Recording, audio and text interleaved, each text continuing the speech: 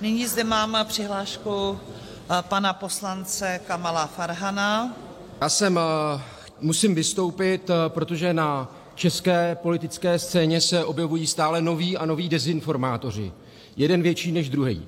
Co je pro mě však šílené, je, že to jsou dezinformátoři z TOP 09. Je to místopředseda pan ministr Válek a předsedkyně Markéta Adamová Pekarová.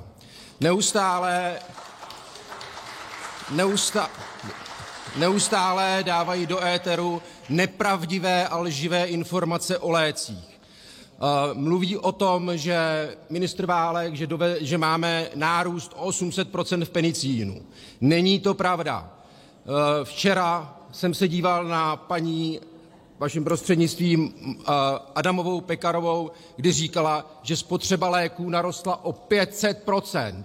V tuhle chvíli máme za 100 miliard léky, v České republice se prodávají cca za rok a ona řekla, že narostly meziročně o 500%. To je 500 miliard. Jak může pan premiér a jak můžou lidé v téhle vládě řídit zodpovědně tuto zemi, když se tam hází stovkama miliard a každému je to úplně jedno. Jim je to fakt jedno. A co vám ještě musím říct? Já vlastně, proč tady vystupuju teďka?